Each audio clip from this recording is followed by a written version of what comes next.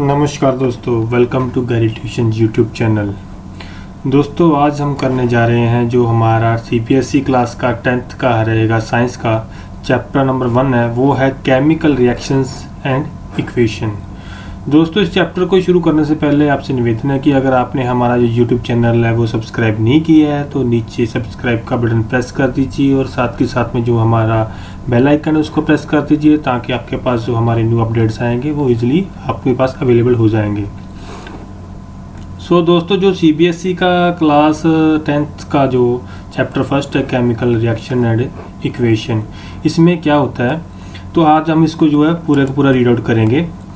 Consider the following situation of daily life and think what happens when.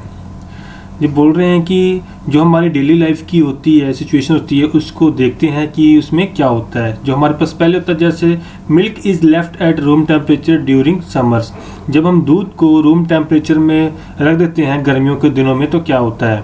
N iron tawa pan nail is left expose to humid atmosphere, अगर जो हमारे पास घरों में जो लोहे का तवा होता है, पैन होता है या कील होती है, अगर उसको हम जो हमारे पास जो एटमॉस्फेयर होता है नमी, जिसमें हमारा जो एटमॉस्फेयर होता है उसमें जो नमी होती है उसके वहाँ पे एक्सपोजर में छोड़ देंगे तो क्या होगा।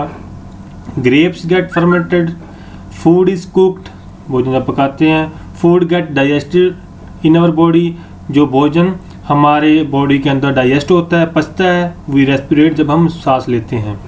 In all the above situations, the nature and the identity of the initial substance have somewhat changed. इसमें बोल रहे हैं कि जो शुरुआती जो सिचुएशन होती है किसी भी सब्सटेंस की, जब उसका नेचर होता है वो शुरुआती जो होता है वो चेंज हो जाता है। We have already learned about physical and chemical changes of matter in our previous classes. दोस्तों आपने आपकी जो प्रीवियस क्लासेस है उसमें आपने फिजिकल एंड केमिकल चेंजेस के बारे में पढ़ा होगा। Whenever a chemical change occurs, we can say that chemical reaction has taken place. जब भी कोई केमिकल चेंज होता है तब हम बोलते हैं कि केमिकल रिएक्शन हुई है। जो केमिकल चेंज होते हैं वो क्या होता है, उसकी जो कंपोजिशन होती है उसमें जो है चेंजेस आते हैं। You may perhaps be wondering as to what is actually meant by a chemical reaction. आप लोग हैरान हो रहे होंगे कि इसमें क्या होता होगा केमिकल रिएक्शन में। How do we come to know that a chemical reaction has taken place, हमें कैसे मालूम चलेगा कि जो केमिकल रिएक्शन है वो हो रही है।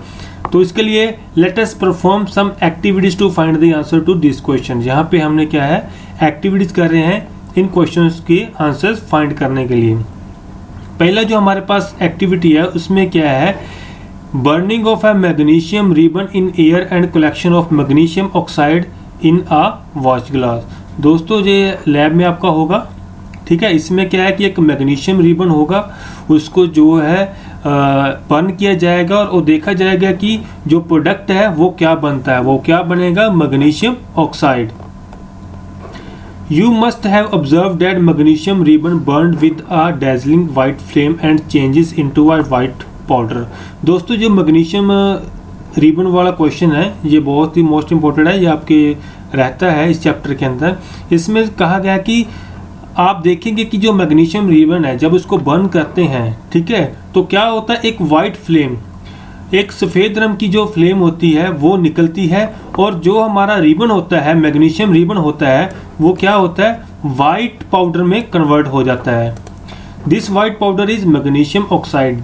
जो ये वाइट पाउडर है वो क्या है, मैग्नीशियम ऑक्साइड है। It is form due to reaction between magnesium and oxygen present in the air. दोस्तों आपको पता है कि जो कोई भी सब्सटेंस है अगर वो बर्न होता है तो इन दी प्रेजेंस ऑफ ऑक्सीजन होता है, ठीक है। तो इसमें क्या है, जब कोई चीज़ बर्न होएगी, जैसे मैग्नीशियम बर्न हुआ है तो क्या एयर की प्रेजेंट में हुआ है, तो एयर में क्या होती है ऑक्सीजन, तो इसमें क्या हुआ है कि ऑक्सीजन की प्रेजेंट में क्या हुआ है मैग्नीशियम बर्न हुआ है। तो जो मैग्नीशियम और ऑक्सीजन है वो आपस में रिएक्ट करके क्या बनाते हैं, magnesium oxide. From above 3 activities we can say that any of the following observation help us to determine whether a chemical reaction has take place। तो हम देखते हैं कि इन 3 एक्टिविटी में हमें क्या मिला है, हमें जो कंक्लूजन है वो क्या मिलता है जिससे हम बोल सकते हैं कि हमारी जो केमिकल रिएक्शन हुई है। दोस्तों नंबर 1 है चेंज इन स्टेट। जो स्टेट है वो क्या हुई है, चेंज हुई है। जैसे सॉलिड से लिक्विड, लिक्विड से गैस, ठीक है, तो ऐसा क्या वो चेंज होती है। चेंज इन कलर, जो कलर में चेंज आ जाए, जैसे हमारा वो रिबन था मैग्नीशियम रिबन, वो ब्लू कलर का था तो वो कैसा हो गया, वाइट कलर में कन्वर्ट हो गया था। थर्ड है एवोल्यूशन ऑफ गैस। कोई हमारी केमिकल रिएक्शन होती है तो उसमें थर्ड मेन पॉइंट क्या रहता है कि केमिकल रिएक्शन में पता चलता है कि हो रही है, उसमें एक कोई ना कोई जो गैस रहेगी वो क्या होगी, एवोल्यूट होएगी, ठीक है, प्रोडक्ट में आएगी। चेंज इन टेम्परेचर, दोस्तों ये भी इम्पोर्टेंट है कि जो हमारे पास केमिकल चेंज होएगा, ठीक है, उसका जो हमारे सब्सटेंस होंगे उसका क्या रहेगा, टेम्परेचर में बदलाव रहेगा। As we observe that changes around us we can see that there is a large variety of chemical reaction taking place around us. दोस्तों आप लोगों ने ऑब्जर्व किया होगा आपके जो सराउंड में बहुत सारी वैरायटी की केमिकल रिएक्शंस होती हैं, ठीक है। We will study about various types of chemical reaction. आज हम इन जो बहुत सारी केमिकल रिएक्शन है उसके बारे में स्टडी करेंगे और उनकी जो सिंबॉलिक रिप्रेजेंटेशन है उसको हम कैसे रिप्रेजेंट करेंगे इक्वेशन में, वो हम आज इसमें स्टडी करेंगे। सो फर्स्ट हमारे पास आता है केमिकल इक्वेशंस। केमिकल इक्वेशंस क्या होता है दोस्तों, जब हमने अभी मैग्नीशियम रिबन का देखा है तो उसमें क्या था, when a magnesium ribbon is burned in oxygen, जब मैग्नीशियम रिबन बर्न किया जाता है ऑक्सीजन में, it gets converted to magnesium oxide, वो क्या होता है, मैग्नीशियम ऑक्साइड में कन्वर्ट हो जाता है। This description of the chemical reaction in a sentence form is quite long. अगर दोस्तों हम इसको इंग्लिश में किसी सेंटेंस में लिखना चाहते हैं हमारी इंग्लिश लैंग्वेज में तो बहुत लंबा चला जाएगा, तो इसलिए क्या होता है, it can be written in a shorter form. हम इसको क्या है, शॉर्ट फॉर्म में क्या करेंगे, राइट करेंगे। The simplest way to do this is to write it in the form of a word equation. तो हम इसमें क्या रहेगा, इसको सिंपली जो हमें रिप्रेजेंट करने के लिए वर्ड इक्वेशन में हम इसको क्या करेंगे, राइट करेंगे। जो वर्ड इक्वेशन रहेगी इस रिएक्शन की वो कैसी होगी, मैग्नीशियम प्लस ऑक्सीजन, जो मैग्नीशियम रिबन था ये वो मैग्नीशियम हो गया और ऑक्सीजन जो हमारे पास एयर में थी वो हो गया। अगर दोनों रिएक्ट करते हैं तो क्या बनता है, मैग्नीशियम ऑक्साइड, जो हमारे पास वाइट बच गया था पाउडर, ठीक है। तो जो रिएक्ट कर रहे हैं उनको बोलते हैं रिएक्टेंट्स, और जो इनको रिएक्ट करने के बाद हमारे पास फाइनल बनता है वो क्या होता है, product. The substances that undergo chemical change in the reaction, जो सब्सटेंसेस केमिकल चेंज के दौरान गई हैं वो क्या थी, मैग्नीशियम एंड ऑक्सीजन, उसको क्या कहते हैं, रिएक्टेंट्स। जो नया सब्सटेंस बना है मैग्नीशियम ऑक्साइड, तो इस रिएक्शन के बाद उसे क्या बोलते हैं हम, product. The word equation shows change of reactants to product through an arrow placed between them। दोस्तों जब हम word equation बोलते हैं तो वो क्या रिप्रेजेंट करता है, जो ये एरो है, ठीक है। इस एरो से पता चलता है कि रिएक्टेंट में क्या, रिएक्टेंट जो थे वो आपस में रिएक्ट करके किसी एक पर्टिकुलर प्रोडक्ट्स में जो है वो कन्वर्ट हुए हैं, बने हैं, तो उसको जो शो करता है वो ये एरो करता है। Reactants are written on the left hand side and with plus sign between them. दोस्तों जो रिएक्टेंट होते हैं वो हम क्या लिखते हैं, हमारे लेफ्ट हैंड साइड लिखते हैं। अगर बहुत सारे रिएक्टेंट आपस में है तो उसको क्या है, प्लस के साथ सेपरेट करेंगे। जैसे मैग्नीशियम था और ऑक्सीजन था, उसमें क्या लिखेंगे, बीच में प्लस, ठीक है। सिमिलरली ऐसे ही जो प्रोडक्ट होंगे are written on the right hand side, वो हम इसको राइट हैंड साइड में लिखेंगे with the sign of plus. अगर यहाँ पे तो सिर्फ एक ही मैग्नीशियम ऑक्साइड प्रोडक्ट था, अगर एक, दो या दो से अधिक बनते हैं तो उनमें क्या करेंगे, ऐसे प्लस का जो साइन है वो डाल देंगे। The arrow head point toward the product and the show the direction of reaction. जो दोस्तों हमारे पास ये एरो है ये डायरेक्शन शो कर रहा है कि कहाँ से कहाँ रिएक्शन जा रहा है। जैसे कि पहले हमारे पास ये रिएक्टेंट थे, उसके बाद जो क्या प्रोडक्ट बना है वो हमें ये शो कर रहा है। नेक्स्ट आता है दोस्तों इंपॉर्टेंट है writing a chemical equation. Chemical equation को राइट करना दोस्तों ये एग्जाम में 1-2 नंबर का मिनिमम आ जाता है, ठीक है। Is there any other shorter way for representing chemical equation. जो हमने दोस्तों ऊपर देखा वो क्या था, वर्ड इक्वेशन थी। क्या उससे हम इजिली और शॉर्टर वे में क्या उसको जो केमिकल इक्वेशन है रिप्रेजेंट कर सकते हैं। Chemical equation can be made more concise and useful if we use chemical formula instead of word। दोस्तों जो हमारी chemical equation है वो और बहुत छोटी और हेल्पफुल हो जाएगी, यूजफुल हो जाएगी अगर हम वो उसको केमिकल फॉर्मूला में लिखते हैं बजाय हमारे वर्ड्स के अंदर। ठीक है दोस्तों, अभी तो वो तो एक छोटा एग्जांपल थी। अगर कोई ऐसी एग्जांपल आती है जिसमें बहुत सारे प्रोडक्ट होते हैं, ठीक है, और जो केमिकल्स होते हैं उसके बहुत बड़े नाम होते हैं, तो हमारे लिए डिफ़िकल्ट हो जाता है। तो उस चीज़ को छोटा करने के लिए जो हमारे पास रहता है कि बड़े हो जाते हैं, तो उनको छोटा करने के लिए हम इसको क्या करते हैं, वर्ड्स की बजाय हम इसको जो है हमारे पास ऐसे सिंबल्स में लिख लेते हैं। Chemical equation represent a chemical reaction. जो हमारी केमिकल इक्वेशन होती है वो क्या रिप्रेजेंट करती है, एक केमिकल रिएक्शन को। If you recall formula of magnesium oxygen and magnesium oxide, अगर आपको दोस्तों याद होगा जो आपका फॉर्मूला मैग्नीशियम का, ऑक्सीजन को और मैग्नीशियम ऑक्साइड का है, तो जो हमने वर्ड इक्वेशन थी उसको कैसे लिखेंगे, Mg जो सिंबल होता है वो मैग्नीशियम का होता है, O2 ऑक्सीजन का होता है। तो अगर दोनों रिएक्ट करते तो क्या बनता है हमारे पास, मैग्नीशियम ऑक्साइड, तो वो क्या रहता है, MgO। Count and compare the number of atoms of each element on the left hand side and right hand side of the arrow. दोस्तों जो हमारा लेफ्ट हैंड साइड है और जो राइट हैंड साइड है, इसके अंदर जो हमारे पास एलिमेंट्स रहेंगे, एटम रहेंगे, उनके जो नंबर्स हैं, नंबर ऑफ एटम्स हैं, उनको क्या करना है, हमने इक्वल करना है। Is the number of atom of each element the same on both side, क्या दोनों साइड में जो हमारे पास एलिमेंट्स है उसके जो नंबर ऑफ एटम्स है वो क्या सेम है। जैसे यहाँ पे मैग्नीशियम का एक एटम है, इस तरह भी मैग्नीशियम का एक एटम है। जहाँ ऑक्सीजन के दो हैं तो यहाँ पे क्या है, ऑक्सीजन का एक है। ऑक्सीजन जो है यहाँ पे लेफ्ट हैंड साइड पे रिएक्टेंट के पास हमारे पास दो एटम्स है, लेकिन प्रोडक्ट में एक एटम है। Such a chemical equation is a skeletal chemical equation for a reaction। Equation 1.2 है जो हमारे पास, ये क्या है, skeletal chemical equation है। किसकी है, burning of magnesium in air की। उसके बाद दोस्तों आता है बैलेंस्ड केमिकल इक्वेशन। जो हमारे पास केमिकल इक्वेशन होती है उसको हम बैलेंस करना सीखेंगे। आपने दोस्तों पढ़ा होगा लास्ट 9th क्लास में law of conservation of mass, ठीक है। Mass neither can be created nor be destroyed, ठीक है। ये सिर्फ क्या होता है, ट्रांसफर हो सकता है। Mass can neither be created nor destroyed in a chemical reaction. This is the total mass of the elements present in the product of a chemical reaction has to be equal to the total mass of the elements present in the reactant. दोस्तों इसका मतलब ये है कि आप जो है किसी भी एलिमेंट का केमिकल रिएक्शन में ना ही आप जो है उनका जो मास है क्रिएट कर सकते हैं, ना ही डिस्ट्रॉयड कर सकते हैं, ठीक है। ना हम उनको बना सकते हैं, ना हम उसको ख़त्म कर सकते हैं। जो ये मास होता है जो केमिकल रिएक्शन के अंदर रिएक्टेंट का, उतना ही मास क्या रहेगा, प्रोडक्ट का रहेगा, ठीक है। इन other words the number of atom of each element remain the same. अगर हम बोले कि जो नंबर ऑफ एटम्स हैं किसी भी एलिमेंट के, वो क्या रहेगा, सेम रहेगा before and after the chemical reaction. Hence we need to balance a skeletal chemical equation। जो हमारी ऊपर skeletal chemical equation थी, unbalanced chemical equation थी, उसे क्या करना पड़ेगा, बैलेंस करना पड़ेगा।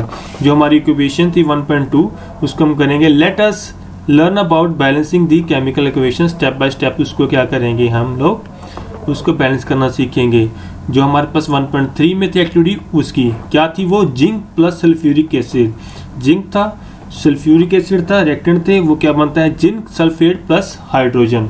और जो ये हमारी वर्ड इक्वेशन है इसको हम क्या करेंगे, केमिकल इक्वेशन में रिप्रेजेंट करेंगे सिंबल में। तो क्या रहेगा, जेड जिंक के लिए होगा, H2SO4 हमारे पास सल्फ्यूरिक एसिड के लिए होगा, ZnSO4 हमारे पास जिंक सल्फेट के लिए होगा, H2 हाइड्रोजन के लिए होता है। अगर हम दोस्तों यहाँ पे देखें कि दोनों साइड, लेफ्ट हैंड साइड में और राइट हैंड साइड में एलिमेंट्स के कितने एटम्स हैं। जैसे हमारे पास जिंक है, जिंक का यहाँ पे क्या है, सिर्फ एक ही एटम है, वो यहाँ एक है, number of atom in the reactants. और जो हमारे पास प्रोडक्ट है उसमें भी क्या है, एक ही एटम है। हाइड्रोजन का दोस्तों हमारे पास यहाँ पे क्या है, दो है, ठीक है। और इस तरह भी क्या, हाइड्रोजन के दो ही एटम्स हैं। जो सल्फर उसका क्या है, एक ही एटम है इस तरफ, और सल्फर का यहाँ पे क्या है, एक ही एटम है। और ऑक्सीजन के यहाँ पे क्या है, सिर्फ 4 एटम्स है, यहाँ भी 4 एटम है। तो जो ऊपर वाली ये हमारी इक्वेशन है, अबव इक्वेशन है, वो क्या है, ऑटोमेटिकली क्या रही है, बैलेंस्ड रही है, ठीक है। हम नेक्स्ट ट्राई करते हैं chemical equation Fe plus H2O is equal to Fe3O4 plus H2।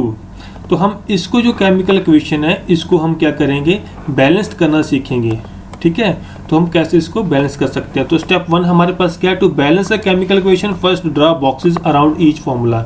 जितने भी हमारे पास फॉर्मूला है उसके ऊपर जो है ड्रॉ कर लीजिए, ठीक है। Do not change inside the box. आपको इसके अंदर कोई भी चेंजेस नहीं करने हैं। और हमने देखना है कि लेफ्ट हैंड साइड और राइट हैंड साइड में जो एलिमेंट्स है उसके अंदर कितने हमारे पास एटम्स हैं पर्टिकुलर एलिमेंट्स के लिए। जैसे Fe आयरन होता है तो आयरन के कितने यहाँ पे सिर्फ एक एटम है रिएक्टेंट के अंदर, और प्रोडक्ट के अंदर कितने हैं 3 एटम्स आगे। हाइड्रोजन के यहाँ पे 2 हैं और इस तरफ भी 2 हैं। ऑक्सीजन के इस तरफ 1 है लेकिन इस तरफ 4 है। स्टेप थर्ड क्या है, हम देखेंगे कि इजीली कैसे हम इसको चेंज कर सकते हैं। It is often convenient to start balancing with the compound that contain the maximum number of atoms. दोस्तों हमारे पास इजीली रहता है अगर हम बैलेंस करना स्टार्ट करें उस एलिमेंट को, ठीक है, जिसके मैक्सिमम नंबर ऑफ एटम्स होते हैं। इट में बी रिएक्टेंट्स और प्रोडक्ट, वो चाहे रिएक्टेंट में हो चाहे वो प्रोडक्ट में हो कोई एलिमेंट, ठीक है, उसके जो नंबर ऑफ हमारे पास एटम्स मैक्सिमम है उसको हम पहले क्या करेंगे बैलेंस करना सीखेंगे। In that compound select the element which has the maximum number of atom, उसको सिलेक्ट कर लीजिए।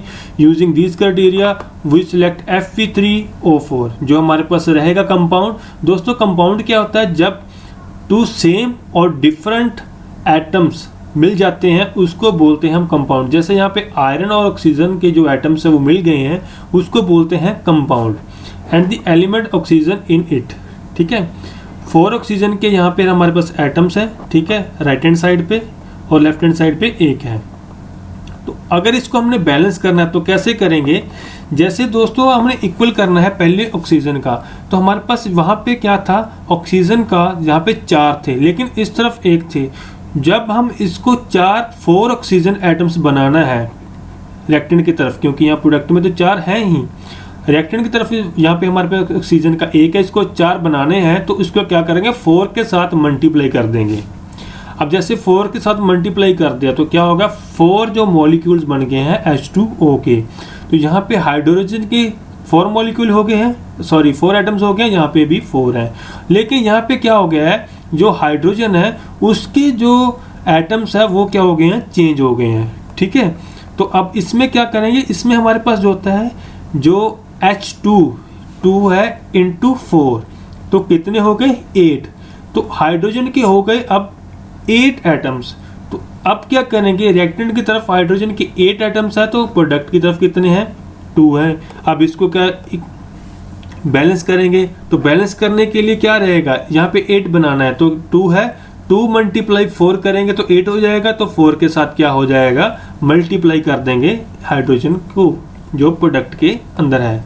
तो इसके बाद हम देखेंगे कि कौन सा जो हमारे पास रहता है। अब देखिए यहाँ पे क्या है Fe3 है लेकिन यहाँ पे क्या है Fe1 है। यहाँ पे आयरन के 3 एटम्स है लेकिन यहाँ पे आयरन का 1 एटम है, तो 3 को करने के लिए क्या करेंगे 3 के साथ मल्टीप्लाई कर देंगे, ठीक है। तो हमारे पास अब क्या बन जाएगी फाइनल बैलेंस्ड केमिकल इक्वेशन। ये देखिए आयरन के 3 एटम्स हो गए, यहाँ पे भी आयरन के 3 एटम है। दोस्तों ये ज़रूरी नहीं है कि अगर हम यहाँ पे Fe है, यहाँ पे इसके पाँव के नीचे 3 है और यहाँ पे इसके नीचे डालना पड़ेगा, तो उसको जो दोस्तों क्या रहता है, अब उसका नाम चेंज हो जाता है, वो और स्टेट में चला जाता है, ठीक है। जो एटम्स हमने बढ़ाने हैं तो वो क्या करना पड़ेगा, इसको साथ में मल्टीप्लाई करना पड़ेगा, ठीक है।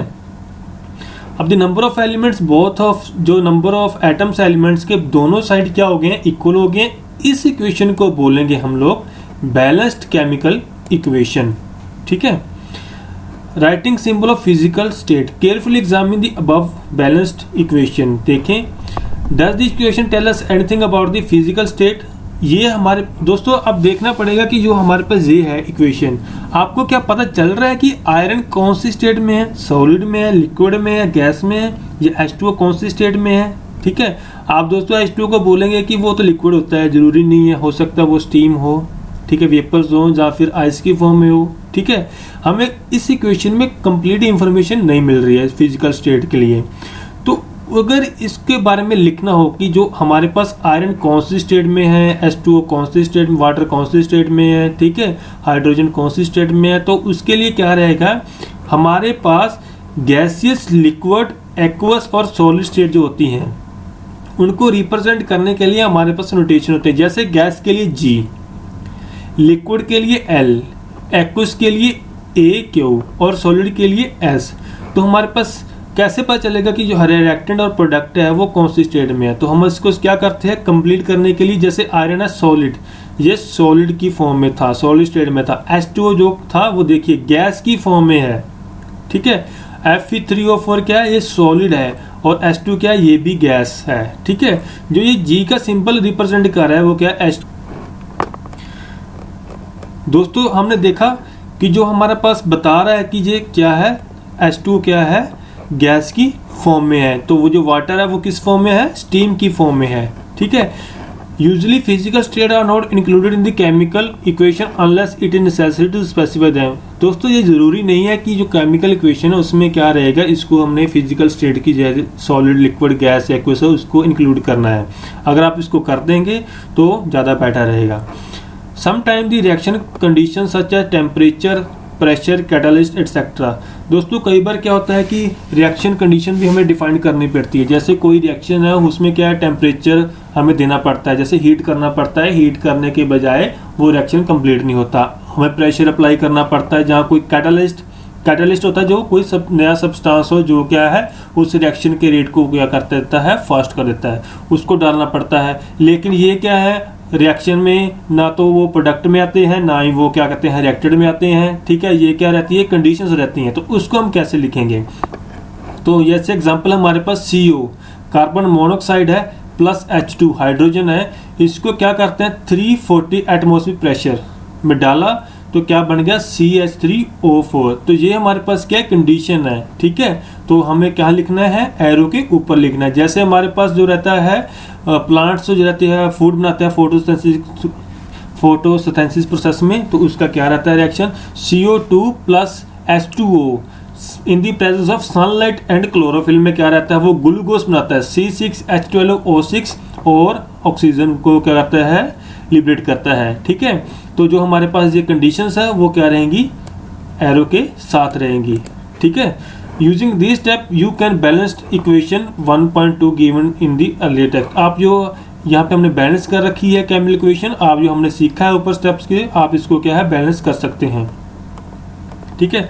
दोस्तों जे रहे हमारे पास NCERT क्वेश्चन आंसर, मैं इसके लिए अलग से वीडियो बनाऊंगा। जितने भी इस चैप्टर के अंदर हमारे पास NCERT क्वेश्चन है उनको मैं क्या करूंगा, एक्सप्लेन करूंगा कि कैसे क्या रहता है। फिलहाल हम नेक्स्ट क्वेश्चन में चलते हैं। Types of chemical equation. दोस्तों अब हम देखेंगे किस किस प्रकार की जो केमिकल रिएक्शन है वो होती है। We have learned in class 9th, आपने 9th क्लास में देखा होगा that during the chemical reaction atoms of one element do not change into those of another elements. आपने देखा 9th में देखा होगा कि केमिकल रिएक्शन में जो एटम होते हैं एक एलिमेंट के, वो चेंज नहीं होते हैं दूसरे एलिमेंट में। Nor do atom disappear from the mixture और अपीयर फ्रॉम एल्सवेयर, ना ही वो क्या करते हैं इक्वेशन में डिसअपियर होते हैं, गायब होते हैं, ना ही कहीं और चले जाते हैं। Actually chemical reaction involve the breaking and making the bonds. दोस्तों जो केमिकल रिएक्शन होता क्या है, वो एक्चुअल में जो होते हैं बॉन्ड्स होते हैं एलिमेंट्स के, जो एटम होते हैं उसके अंदर, उनको ब्रेक करके और नए जो बॉन्ड्स होते हैं फॉर्म करना होता है ताकि न्यू सब्सटेंस बन जाए, प्रोडक्ट बन जाए। वो हमारे पास क्या होती है, केमिकल रिएक्शन होती है। तो आपने जो स्टडी किया होगा डिफरेंट टाइप ऑफ बॉन्ड्स, ठीक है, एटम चैप्टर के अंदर, वो हम क्या करेंगे, स्टडी करेंगे 3rd और 4th चैप्टर के अंदर। तो हमारे पास जो फर्स्ट टाइप आती है केमिकल रिएक्शन की, वो है कॉम्बिनेशन रिएक्शन।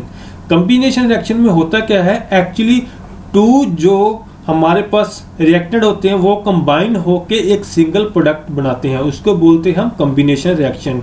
तो इसके साथ एग्जांपल देख लेते हैं और डीप में स्टडी कर लेते हैं। Calcium oxide reacts vigorously with water to produce slaked lime. Calcium hydroxide releases are large amount of heat. इसमें क्या है, जो हमारे पास कैल्शियम ऑक्साइड जिसको हम क्विक लाइम बोलते हैं, दोस्तों ये इंपॉर्टेंट केमिकल रिएक्शन है। कई बार क्या होता है कि क्वेश्चन के साथ आपको एग्जांपल देनी पड़ती है, तो इसका आपको जो है अच्छे से याद कर लेना है। CaO कैल्शियम ऑक्साइड को क्या बोलते हैं, क्विक लाइम।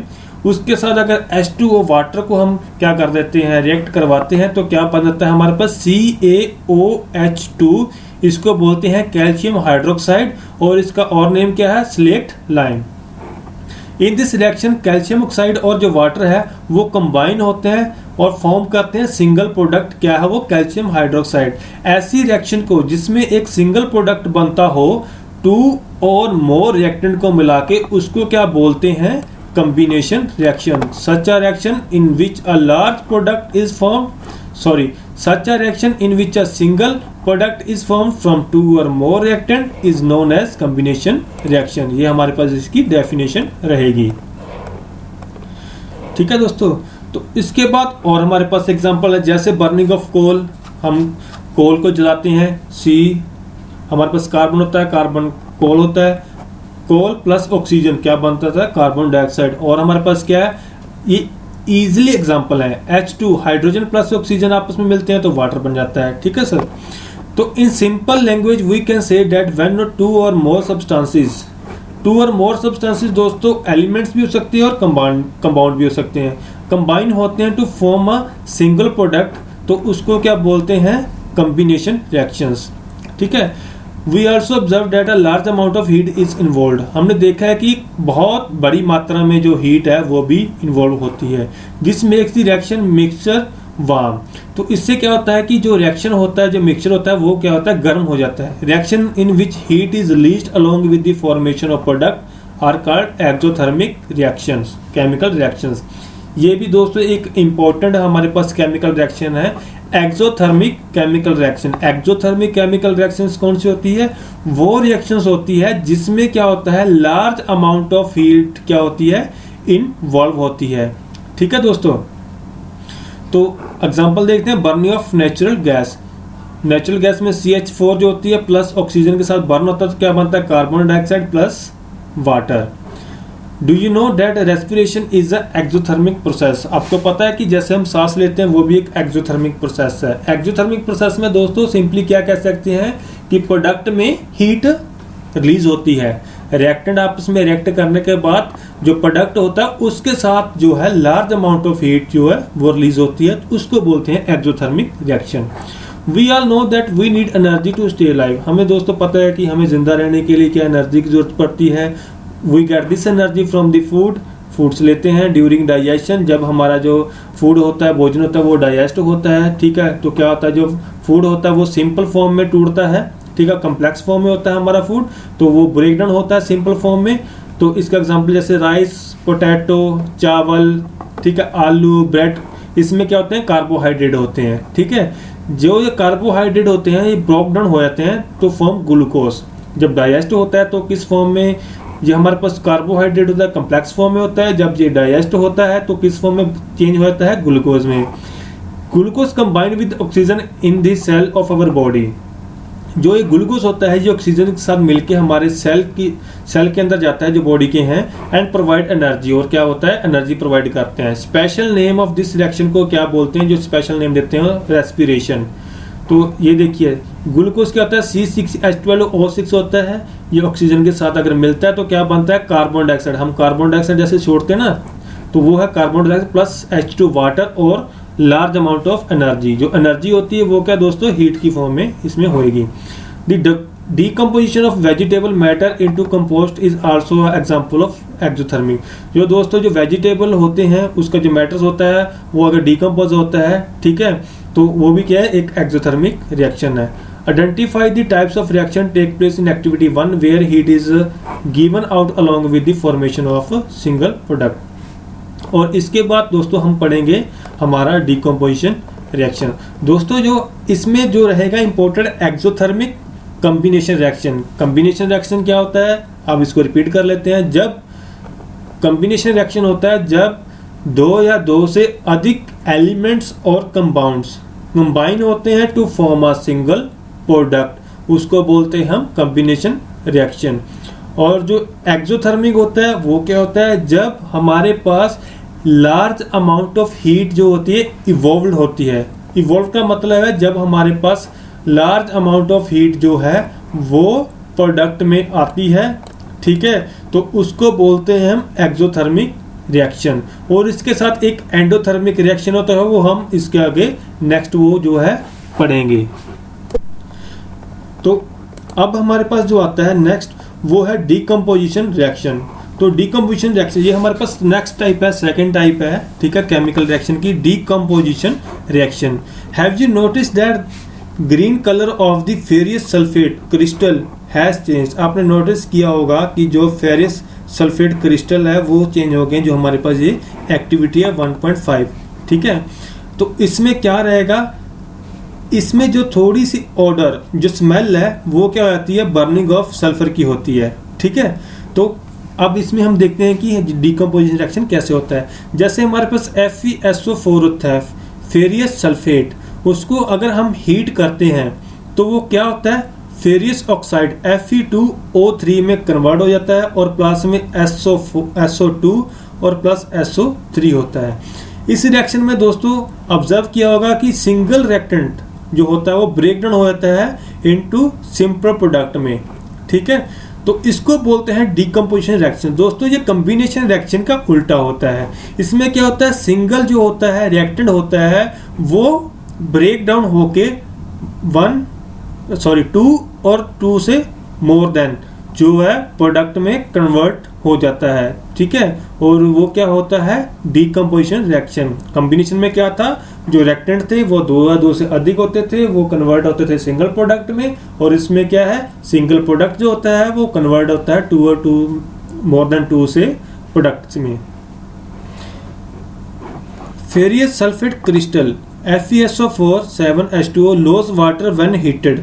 जब हम दोस्तों अब ये ब्रेक कैसे होगा, सिंगल प्रोडक्ट है, ब्रेक कैसे होगा, तो इसकी जो है कंडीशन होएगी वो हमें चेंज करनी पड़ेगी। जैसे हमने देखा था कि टेम्परेचर, एटमॉस्फेरिक होता है, प्रेशर होता है, ठीक है, वो हम उससे क्या कैटलिस्ट होता है वो डालते हैं, ठीक है, कंडीशन चेंज करते हैं तब वो रिएक्शन होते हैं, ठीक है। तो इसमें क्या रहेगा, अगर कोई सिंगल प्रोडक्ट है वो तो ऐसे रिएक्शन में नहीं होगा, तो साथ में कुछ ना कुछ तो चाहिए, तो डिकम्पोजिशन में क्या रहेगा, उसके साथ जो कंडीशन है वो चेंज करनी पड़ती है।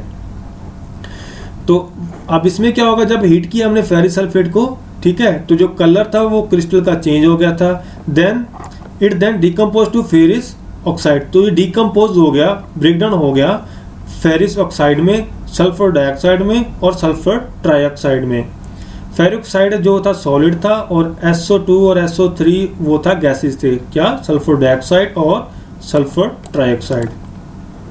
Decomposition of calcium carbonate to calcium oxide and carbon dioxide on heating is an important decomposition reaction used in the various industry.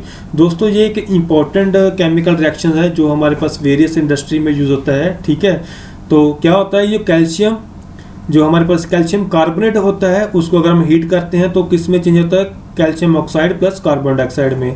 Calcium carbonate को हम दोस्तों लाइम स्टोन भी बोलते हैं, ठीक है, और कैल्शियम ऑक्साइड को क्विक लाइम, हम इसको पढ़ चुके हैं।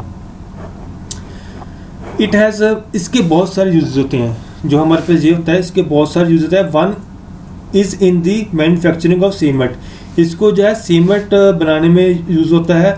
when a decomposition reaction is carried out by heating it is called thermal decomposition। जब कोई रिएक्शन जिसमें हम लोग डिकम्पोज करते हैं रिएक्शन को, ठीक है, with the help of heat, ठीक है, जैसे ये हमारे पास रिएक्टेंट था, इसको हमने डिकम्पोज करना है, ठीक है, तो with the help of heat, तो उस जो रिएक्शन होता है उसको बोलते हैं थर्मल डिकम्पोजिशन, ठीक है। ये दोस्तों एक अनदर एग्जांपल दे रखी है उन्होंने थर्मल डिकम्पोजिशन की, ठीक है। तो इसमें क्या होता है, एमिशन ऑफ ब्राउन फ्यूम्स निकलते हैं, ये फ्यूम होती है नाइट्रोजन ऑक्साइड की होती है, ठीक है। तो ये रहा, जो लेड नाइट्रेट होता है Pb होता है लेड, NO3O2 लेड नाइट्रेट हो गया। इसको अगर हीट करते हैं तो क्या लेड ऑक्साइड में और प्लस नाइट्रोजन डाइऑक्साइड और ऑक्सीजन में कन्वर्ट हो जाता है, ठीक है। ये एक और इसके साथ रिएक्शन उन्होंने दे रखी है एक्टिविटी, ठीक है। और इसमें क्या है, AgCl को सनलाइट में रखते हैं, ठीक है, सिल्वर क्लोराइड को तो सनलाइट में रखते हैं, वो सिल्वर प्लस क्लोराइड जो है वो क्या है, फॉर्म हो जाता है क्लोरीन। और इसके साथ ही जो है सिल्वर ब्रोमाइन है, उसको अगर सनलाइट में रखते हैं तो सिल्वर और ब्रोमाइन में चेंज हो जाता है। Above reaction are used in black and white photography. What form of energy is causing this decomposition reaction. दोस्तों जो ये वाले हमने किए हैं ऊपर सिल्वर वाले दो, अगर इसको हम रिएक्शन करने हैं तो उसको क्या के लिए, उसके लिए ब्लैक और वाइट फोटोग्राफी की जरूरत पड़ती है, ठीक है। तो ये कौन सी एनर्जी से जो डिकम्पोजिशन रिएक्शन हुए हैं? We have seen the decomposition reaction required energy either in the form of heat, light or electricity. दोस्तों हमने देखा है कि जो डिकम्पोजिशन रिएक्शन के लिए जो एनर्जी रिक्वायर होती है वो किस फॉर्म में होती है? हीट की, लाइट की और इलेक्ट्रिसिटी की फॉर्म में होती है, ताकि वो ब्रेक कर दें जो हमारे रिएक्टेंट है। Reaction in which energy is observed are known as endothermic reaction. वो रिएक्शन जिसमें ये एनर्जी एब्जॉर्ब होती है उसको बोलते हैं एंडोथर्मिक रिएक्शन। दोस्तों हमने एक एक्सोथर्मिक रिएक्शन किया था, उसमें जो होता प्रोडक्ट में हीट होती थी, और एंडोथर्मिक में क्या होता है? हमारे पास रिएक्टेंट में जो क्या है हीट होती है। अब ये हीट है वो किसी की फॉर्म में हो सकती है, हीट, लाइट और इलेक्ट्रिसिटी की फॉर्म में हो सकती है। हम दोस्तों इसको बोलते हैं एनर्जी। जब हमारे पास एनर्जी जो है वो रिएक्टेंट के साथ हो, ठीक है, जरूरत पड़े उसकी, तो उसको बोलते हैं हम एंडोथर्मिक। और जो ये हमारे पास एनर्जी वो किस फॉर्म में हो सकती है? हीट, लाइट एंड इलेक्ट्रिसिटी की फॉर्म में। नेक्स्ट हमारे पास थर्ड जो आता है वो आता है डिस्प्लेसमेंट रिएक्शन। ठीक है, ये हमारे पास थर्ड इंपॉर्टेंट टाइप है केमिकल रिएक्शन की, डिस्प्लेसमेंट रिएक्शन। अब दोस्तों यहाँ पे है कि एक आयरन नेल है, ठीक है, वो आयरन नेल क्या है? Out from copper sulphate solution. ये कॉपर सल्फेट सोल्यूशन है, ठीक है। तो अब इसके बारे में देखते हैं कि कैसे रिएक्शन रहता है। Why does the iron nail become brownish? आपने देखा कि यहाँ पे जो आयरन नेल है वो ब्राउनिश क्यों हो गई है? And the blue colour of copper sulphate solution fade. और यहाँ पे ब्लू कलर था कॉपर सल्फेट सोल्यूशन का, वो यहाँ पे फेड क्यों हो गया है? ठीक है, तो इसके लिए क्या है देखते हैं कैसे होता है ये। Fe आयरन था हमारे पास, इसको हमने क्या किया? कॉपर सल्फेट सोल्यूशन में जो आयरन नेल था इसको हमने कॉपर सल्फेट सोल्यूशन में क्या कर दिया? डिप कर दिया। ठीक है, तो क्या हुआ? FeSO4 आयरन सल्फेट बन गया और कॉपर बन गया, ठीक है, सॉलिड की फॉर्म में। ये हमारे पास क्या प्रोडक्ट बन गए। इन दिस रिएक्शन क्या हुआ? आयरन हैज डिस्प्लेड और removed another element copper from copper sulphate solution. तो दोस्तों इसमें क्या होता है? जब एक रिएक्टेंट, ठीक है, दूसरे रिएक्टेंट को उसी के सोल्यूशन में से उसको डिस्प्लेस कर दे, रिमूव कर दे और उसकी जगह वो खुद आ जाए, तो उसको बोलते हैं डिस्प्लेसमेंट रिएक्शन। डिस्प्लेसमेंट रिएक्शन क्या होता है? जो रिएक्टेंट में जो एक रिएक्टेंट है वो दूसरे रिएक्टेंट को उस सोल्यूशन में से उसको डिस्प्लेस कर दे, रिमूव कर दे और खुद वहाँ पे आ जाए। ठीक है, यहाँ पे Fe था और Cu को यहाँ पे कॉपर को यहाँ डिस्प्लेस करके सल्फेट सोल्यूशन के साथ आप आयरन सल्फेट बना लिया और कॉपर को अलग कर दिया। अनदर एग्जांपल जो हमारे पास रहती हैं वो है जेड एंड जिंक की। कॉपर सल्फेट में क्या बन जाता है? Zinc sulphate plus copper. दूसरा है लेड, लेड ने कॉपर क्लोराइड के साथ रिएक्ट किया तो क्या बन गया? लेड क्लोराइड और कॉपर। दोस्तों ये डिस्प्लेसमेंट रिएक्शन होता है, ये डिपेंड करता है रिएक्टिविटी सीरीज के ऊपर, ठीक है, कि कौन सा जो एलिमेंट है वो मोर रिएक्टिव है। वो दोस्तों हम आगे पढ़ेंगे इसके बारे में कि रिएक्टिविटी सीरीज क्या होती है और कौन सा जो एलिमेंट है वो ज़्यादा मोर रिएक्टिव है, ठीक है, उसके बारे में पढ़ेंगे। तो ये डिस्प्लेसमेंट जो रिएक्शन है इसमें क्या होता है कि जो एक रिएक्टेंट है वो दूसरे रिएक्टेंट को क्या कर देता है? उसी के सोल्यूशन में उसको डिस्प्लेस कर देता है और उसके साथ वो खुद सोल्यूशन में आ जाता है। जैसे आयरन कॉपर सल्फेट में देखा, ये इंपॉर्टेंट एग्जांपल है दोस्तों, 2-3 इसको आपने जो है जरूर याद करना है और ये एग्जाम में एज सच आ ही जाती है, ठीक है। और इसके बाद हम पढ़ेंगे डबल डिस्प्लेसमेंट रिएक्शन कि डबल डिस्प्लेसमेंट रिएक्शन क्या होता है। दोस्तों हमने जैसे पहले पढ़ा है डिस्प्लेसमेंट रिएक्शन, अब हो गया डबल डिस्प्लेसमेंट रिएक्शन। अब इसमें क्या होगा? डबल डिस्प्लेसमेंट होएगी। जैसे you will observe that the white substance which is insoluble in water is formed. आपने जो एक्टिविटी 1.10 की होगी, इसमें क्या होगा? सोडियम सल्फेट लिया आपने टेस्ट ट्यूब के अंदर, ठीक है, उसके अंदर 3 ml का बेरियम क्लोराइड डाल दिया, ठीक है, मिक्स कर दिया। उसके बाद क्या होता है? सोडियम सल्फेट जो होता है और बेरियम क्लोराइड आपस में जब मिक्स किया तो क्या हुआ? बेरियम सल्फेट बन गया और सोडियम क्लोराइड बन गया। इसमें क्या हुआ? सोडियम ने बेरियम को वहां से डिस्प्लेस कर दिया और बेरियम ने सोडियम को डिस्प्लेस कर दिया। ये दोनों ने आपस में एक दूसरे को डिस्प्लेस कर देते हैं और एक दूसरे के सोल्यूशन में क्या कर देते हैं? आ जाते हैं। जैसे यहाँ पे सोडियम सल्फेट था वो हो गया बेरियम सल्फेट, जो बेरियम क्लोराइड था वो हो गया सोडियम क्लोराइड। तो इसको बोलते हैं डबल हो गया डिस्प्लेसमेंट, तो इसको बोलते हैं डबल डिस्प्लेसमेंट रिएक्शन। जो आपने यहाँ पे इनसॉल्युबल देखा होगा वाटर के अंदर जो बन गया है, ठीक है, इनसॉल्युबल बन गया है, दिस इनसॉल्युबल सब्सटेंस को बोलते हैं प्रेसिपिटेट। दोस्तों कभी भी किसी सोल्यूशन के अंदर वो ऐसा कोई सब्सटेंस जो नीचे यहाँ पे टेस्ट ट्यूब के अंदर बैठ जाता है, ठीक है, वो सोल्यूबल इनसॉल्युबल होता है, उसको बोलते हैं प्रेसिपिटेट, ठीक है। In any reaction that produce precipitate can be called precipitation reaction. एक और हमारे पास नई टर्म आ गई, प्रेसिपिटेशन रिएक्शन क्या होता है, वो रिएक्शन जिसमें प्रोडक्ट में क्या होता है, प्रेसिपिटेट बन जाए, ठीक है, प्रोडक्ट में प्रेसिपिटेट बन जाए, ठीक है, उसको बोलते हैं precipitate reaction. What causes this, the white precipitate of barium sulphate is formed by the reaction of sulphate plus barium, ठीक है। तो ये वाइट प्रेसिपिटेट कैसे बने हैं, वो बैरियम सल्फेट के बने हैं। कैसे बने हैं, जो सल्फेट था और बैरियम था आपस में क्या हुए हैं, रिएक्ट किए हैं। The other product formed is sodium chloride, दूसरा प्रोडक्ट क्या था, सोडियम क्लोराइड था, which remains in this solution, वो सोल्यूशन के अंदर ही था। Such reaction in which there is an exchange of ions, दोस्तों आयंस क्या होते हैं, जो हमारे पास ये देखिए 2 नेगेटिव और 2 पॉजिटिव, ठीक है, ये होते हैं आयंस। जब किसी रिएक्शन में एक्सचेंज होते हैं आयंस, ठीक है, रिएक्टेंट्स के अंदर, उसको बोलते हैं डबल डिस्प्लेसमेंट रिएक्शन, ठीक है।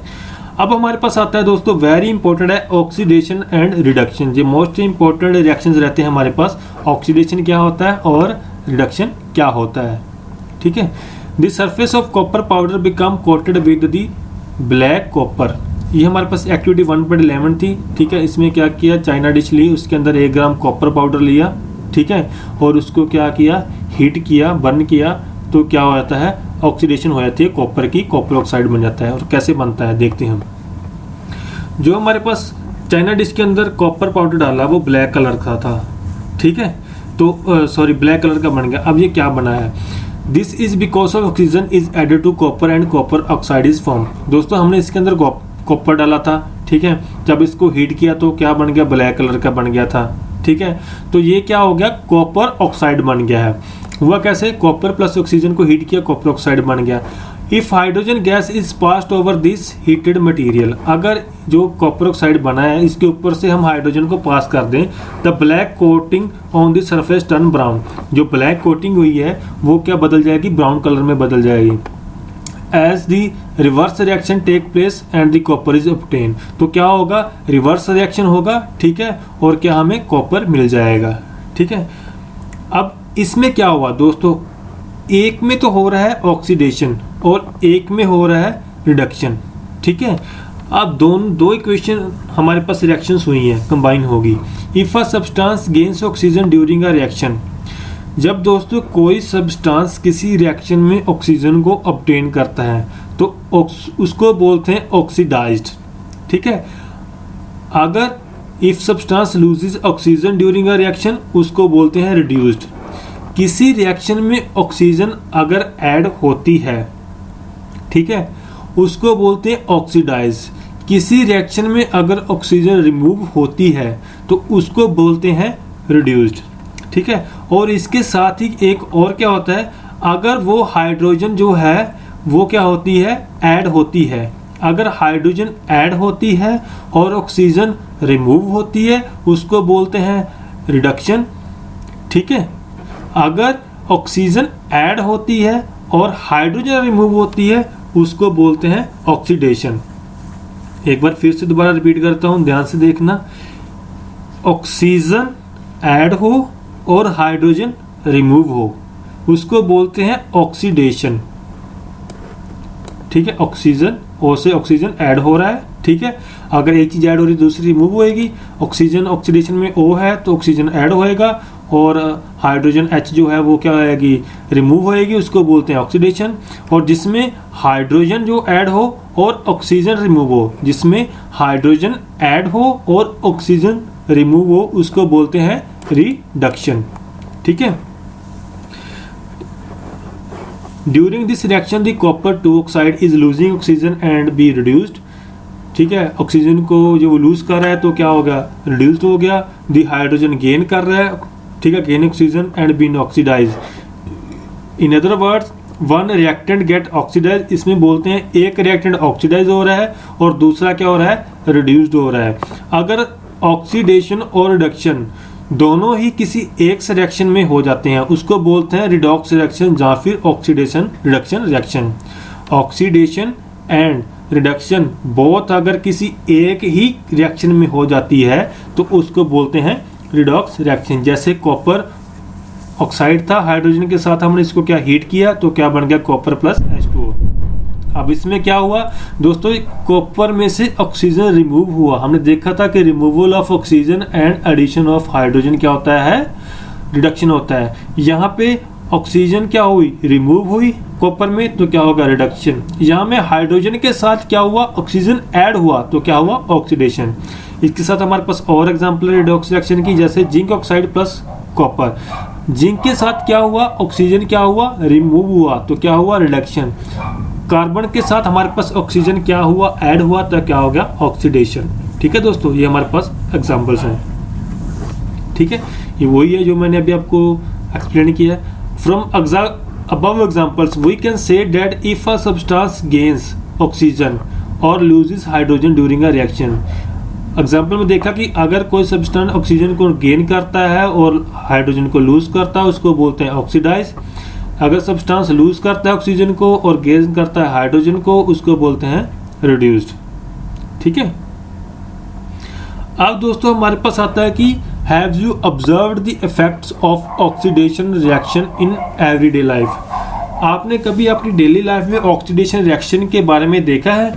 ठीक है, अब उस चीज़ को हम क्या करेंगे, स्टडी करेंगे। दोस्तों ये मोस्ट इंपॉर्टेंट टॉपिक रहता है। ठीक है, इसमें से जो है 80% चांसेस रहते हैं क्वेश्चंस आने के। तो फर्स्ट होता है कोरिजन। कोरिजन क्या होता है, you must have observed that iron articles and shining when new. दोस्तों आपने देखा होगा कि जब आप नया आयरन लेते हो वो चमक रहा होता है, शाइन कर रहा होता है, बट गेट उसके बाद क्या होता है coated with the reddish brown powder. तो कुछ समय बाद उसके ऊपर क्या है रेडिश ब्राउन सा जो है कोटिंग हो जाती है। ठीक है, कुछ समय बाद। This process is commonly known as rusting. इसको बोलते हैं रस्टिंग, जंग लगना। हम बोलते हैं लोहे को जंग लग गया तो वो क्या होता है जंग लगना। ठीक है, some other metals also get tarnished in this manner. तो दोस्तों ऐसे ही क्या रहता है, इसी मैनर में कुछ जो और हमारे पास मेटल्स होते हैं वो भी ऐसे हो जाते हैं। Have you notice the colour of the coating formed on copper and silver. कभी आपने दोस्तों कॉपर और सिल्वर के ऊपर भी ऐसी कोटिंग देखी है क्या? When a metal is attacked by substance around it such as moisture, acid etcetera. दोस्तों कभी अगर ऐसे मेटल्स ठीक है मॉइस्चर के कांटेक्ट में आते हैं या फिर एसिड्स के कांटेक्ट में आते हैं, it is said to corrode, sorry इसको बोलते हैं कॉरड। ठीक है, जब कोई सब्सटेंस जो मेटल्स हैं वो मॉइस्चर और एसिड के कंडक्ट में होते हैं और वो कोटिंग हो जाती है कुछ ऐसी इस प्रकार की, उसको बोलते हैं corrode. And this process is called corrosion. और इस प्रोसेस को क्या बोलते हैं, कोरिजन बोलते हैं। Black coating on silver and green coating on copper are example of corrosion. जो ब्लैक कोटिंग होती है सिल्वर के ऊपर और जो ग्रीन कोटिंग हो जाती है कॉपर के ऊपर वो भी क्या है कोरिजन की ही एग्जाम्पल है। दोस्तों कोरिजन क्या है हम बोलते हैं, लेकिन आयरन के केस में हम बोलते हैं रस्टिंग होती, वो भी कोरिजन है, लेकिन आयरन के केस में क्या बोलते हैं हम इसको रस्टिंग बोलते हैं, जंग लग जाना। ठीक है, तो जैसे सिल्वर और हमारे पास कॉपर होता है वो जब नया लेते हैं तो वो शाइनिंग कर रहे होते हैं, उसके बाद कुछ समय बाद वो डल हो जाते हैं। ठीक है, और डल होने के साथ उनके ऊपर जो है सिल्वर में जो है ब्लैक ब्लैक कलर हो जाता है और ग्रीन ग्रीन कलर होता है कॉपर के ऊपर वो होता है corrosion. Corrosion causes damage to car bodies. दोस्तों जो कोरिजन होती है वो हमारी जो कार होती है उसको डैमेज कर देती है, ब्रिजेस को डैमेज कर देती है, आयरन रेलिंग को डैमेज कर देती है, शिप्स होती हैं, जितने भी कोई ऑब्जेक्ट बनी है किसी मेटल के उसको क्या कहती है डैमेज कर देती है। ठीक है, specially those of iron. Corrosion of iron is a serious problem. तो जो कोरिजन होता है जंग लगना होता है, ठीक है, कोरिजन हम बोल देते हैं मेटल की किसी मेटल को, और आयरन को केस में बोलते हैं हम रस्टिंग। ठीक है, तो रस्टिंग जो होती है हमारी सीरियस प्रॉब्लम है। Every year enormous amount of money is spending to replace damaged iron. हर साल क्या होता है बहुत एक बड़ी अमाउंट जो होती है वो जो हमारे पास कोरिजन हुई होती है किसी भी एलिमेंट की, जैसे आयरन की डैमेज हुआ होता है तो उसको रिप्लेस करने में करते हैं। ठीक है, हम जो थर्ड चैप्टर में इसके बारे में और पढ़ेंगे कोरिजन के बारे में। तो दोस्तों नेक्स्ट हमारे पास आता है रेंसिडिटी। रेंसिडिटी क्या होता है, कहता है जब आपने हैव यू एवर टेस्टेड और smelt the fat oil containing food material left for a long time, आपने कभी किसी जो फूड होते हैं जो जिसमें फैट हो या ऑयल होता है उसको आपने बहुत समय रखा हुआ है, ठीक है, उसके बाद आपने स्मेल किया या टेस्ट किया होता है तो उसमें क्या होता है, ठीक है, तो इस चीज़ के बारे में है, ठीक है, इन टर्म्स ऑफ फूड में। When fats and oil are oxidized, दोस्तों जब हमारे जो फैट और ऑयल्स होते हैं वो ऑक्सीडाइज हो जाते हैं, ऑक्सीडाइज का क्या मतलब होता है, एडिशन ऑफ ऑक्सीजन, ठीक है, दे बिकम रैंसिड, और वो क्या होता है, रैंसिड हो जाते हैं, and their smell and taste change, तो वो क्या आता है, उसकी स्मेल और जो टेस्ट है वो चेंज हो जाता है। हम बोलते हैं ना दोस्तों कि जो खाना वो ख़राब हो गया बना हुआ था, कि बोलते हैं कि इसकी स्मेल आ रही है, खाना ख़राब हो गया है, जिसका जो टेस्ट है वो खट्टा हो गया है, ठीक है, वो टेस्ट चेंज हो गया है, ठीक है, तो उसको बोलते हैं कि खाना ख़राब हो गया, तो वो होता है rancid. Usually substance which prevent oxidation, जो सब्सटेंस होते हैं जो ऑक्सीडेशन नहीं होने देते, जिसको हम बोलते हैं एंटीऑक्सीडेंट्स, जो सब्सटेंस ऑक्सीडेशन को रोकते हैं उसको बोलते हैं एंटीऑक्सीडेंट्स। वो क्या करते हैं, हम ऐड करते हैं food containing fats and oils, जिसमें फैट्स और ऑयल होता है उसमें क्या करते हैं हम लोग ऐड कर देते हैं। Keeping food in airtight container help to slow down oxidation, दोस्तों तभी हमारे घर वाले बोलते हैं कि जो हमारे फूड कंटेनर होते हैं उसको टाइट से बंद कर दो, ठीक है, वो क्यों बोलते हैं, इसलिए बोलते हैं कि वो क्या हो जाए, खराब ना हो जाए, ठीक है। Do you know that the chips manufacturer usually flush bag of chips with the gas such as nitrogen to prevent the chips from getting oxidise, दोस्तों हम लोग जो है लेज कुरकुरे और ऐसे अंकल चिप्स वगैरह खाते हैं, ठीक है, और हम बोलते हैं कि उसमें तो सिर्फ हवा भरी हुई होती है, वो ऐसा क्यों होता है, ठीक है, उसके पीछे यही क्या रीज़न होता है कि वो क्या हो जाए, ख़राब ना हो जाए, रैंसिड ना हो जाए, इसी वजह से वो क्या करते हैं, चिप्स के अंदर पैकेट के अंदर वो क्या करते हैं, नाइट्रोजन, वो जो हम जिसको गैस बोलते हैं ना, हवा बोलते हैं, वो एक्चुअली होती क्या है, नाइट्रोजन फिल कर देते हैं चिप्स के पैकेट के अंदर, ताकि वो जो हमारे चिप्स है वो क्या रहें, ख़राब ना हो और लंबे समय तक वो क्या पैकिंग चलती रहे, ठीक है। और तभी दोस्तों क्या होता है कि जब हम चिप्स खा लेते हैं थोड़े बहुत और उसके बाद रख देते हैं तो वही चिप्स क्या हो जाते हैं, खराब हो जाते हैं, तो नाइट्रोजन गैस क्या करती है, उनको बचाती है, ठीक है। दोस्तों ये था हमारा चैप्टर नंबर 1, ठीक है, हमने जो कंप्लीट कर लिया। जो इसके एनसीईआरटी क्वेश्चन है दोस्तों वो हम क्या करेंगे, मैं इसको नेक्स्ट वीडियो में डाल दूंगा, ठीक है, और एक्सप्लेन करके आप ज़रूर देखना, ठीक है। और हमने अभी तक पढ़ा क्या है, ठीक है, उसको एक बार रिवाइज कर लेते हैं। A complete chemical equation represent the reactant products and their physical state symbols, जो हमारे पास केमिकल रिएक्शन होती है वो क्या रिप्रेजेंट करती है, जो रिएक्टेंट होती है उसके बारे में बताती है, प्रोडक्ट के बारे में बताती है, और वो किस स्टेट में है, सॉलिड, लिक्विड, गैस, एक्वस में है, उस चीज़ के बारे में स्टेट में बताती है। Chemical equation is balanced so that the number of atoms of each type involved in the chemical reaction are the same on the reactant and product side of the equation must always be balanced। और chemical equation को balance क्यों करते हैं कि जो number of atom होते हैं हर element के, ठीक है, वो रिएक्टेंट और प्रोडक्ट के साइड में क्या हो जाए, सेम हो जाए, इसके लिए हम उसको क्या करते हैं, बैलेंस करते हैं, और इक्वेशन को ऑलवेज बैलेंस करना चाहिए। In a combination reaction 2 or more substances to form a new single substance, combination reaction क्या होता है, जब 2 or more substance कंबाइन होते हैं सिंगल्स प्रोडक्ट बनाने के लिए, सिंगल सब्सटेंस बनाने के लिए, उसको बोलते हैं कॉम्बिनेशन रिएक्शन। डीकम्पोजिशन रिएक्शन क्या होता है, are opposite to combination reaction होता है, ठीक है। Decomposition reaction single substance decompose होता है to give 2 or more substance में। रिएक्शन इन विच जब heat given out along with the product, जो प्रोडक्ट के साथ हीट निकलती है उसको बोलते हैं एक्सोथर्मिक रिएक्शन। जो reaction in which heat is absorbed, जो हीट अब्जॉर्ब की जाती है रिएक्टेंट के साथ उसको बोलते हैं endothermic reaction. When an element displaces another element from its compound, जब कोई एलिमेंट डिस्प्लेस कर देता है किसी दूसरे एलिमेंट को उसी के कंपाउंड में, उसको बोलते हैं displacement reaction. 2 different atoms or groups of atoms ions are exchange, जब दो जो है डिफरेंट एटम्स, जब ग्रुप ऑफ एटम्स आयन के साथ, ठीक है, वो एक्सचेंज होते हैं, उसको बोलते हैं double displacement reaction. Precipitation reaction produce insoluble salt, जो प्रेसिपिटेशन रिएक्शन होते हैं वो क्या होते हैं, नीचे इनसॉल्युबल जो सब्सटेंसेस वो बन जाते हैं, प्रोड्यूस हो जाते हैं, ठीक है। Reaction also involve to gain or loss of oxygen, जो रिएक्शन होते हैं जिसमें gain or loss of oxygen होती है, ठीक है, जहाँ हाइड्रोजन का गेन और लॉस होता है, ठीक है, बाय सब्सटेंसेस ऑक्सीडेशन में क्या होता है, गेन ऑफ ऑक्सीजन होता है या फिर लॉस ऑफ हाइड्रोजन होता है। रिडक्शन में क्या होता है, लॉस ऑफ ऑक्सीजन और गेन ऑफ हाइड्रोजन होता है। अगर ये दोनों ही हो तो उसको बोलते हैं रिडॉक्स रिएक्शन। दोस्तों ये था हमारे पास चैप्टर नंबर 1 हमारा, ठीक है। तो इसमें क्या हमने जो कंप्लीट स्टडी किया। अगर किसी को दोस्तों डाउट है तो प्लीज़ कमेंट कर दीजिए, मैं कमेंट का जो आंसर वो दे दूंगा, ठीक है। अगर कोई ऐसा रहता है डाउट आपका तो उसके लिए मैं नई आपके लिए वीडियो भी बना दूंगा, ठीक है। तो ये था हमारे पास chapter number 1 chemical reaction and equation. Chapter number 2, ठीक है, उसकी भी वीडियो मैंने डाल रखी है, ठीक है। आप वो प्लेलिस्ट में जाएं, क्लास 10th की जो साइंस है वहाँ पे आपको जो कंप्लीट है, ठीक है, साइंस की प्लेलिस्ट वो आपको मिल जाएगी। धन्यवाद दोस्तों।